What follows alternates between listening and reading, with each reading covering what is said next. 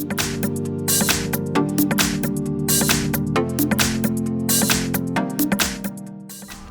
everyone, in front of me I've got SONY Xperia Z5 Premium, and let me share with you how to enable developer options on this device. So first of all, let's enter the settings, and now we have to scroll down to the very bottom and find About Phone. Now let's scroll down to the bottom again. In order to find a build number, it is required to find a build number because it will help us to activate the developer options. So all we have to do right now is to simply keep tapping on it until we will see that we are in the developer mode. So now we can go back and we have to find them, and as you can see, that was easy because the developer options simply appear above the About Phone.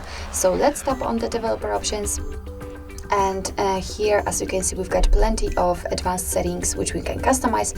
So for example, we can change window animation scale, we can show surface updates, show visual feedback for tabs, for example, or here we've got some options which are connected to the Wi-Fi, so the networking, the connection, and so on.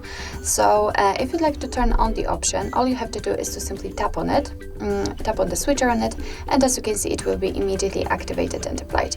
Of course, you can turn it off the same way. And if you've got the options without the switcher, like here in the window animation scale, just tap on it in order to open much more advanced settings. So if you're done with customization of developer options, if you'd like to turn them off, just tap on the switcher at the very top on this blue background. And as you can see, thanks to this, most of the options are inactive. And we can go back. The developer options usually should disappear, but sometimes it happens that they are simply in the settings all the time. So it depends. You can try to, for example, turn off the settings using the recents. You can try to restart the device. If they will disappear, then of course you will be able to customize them again, but you will have to go to the build number step and activate them.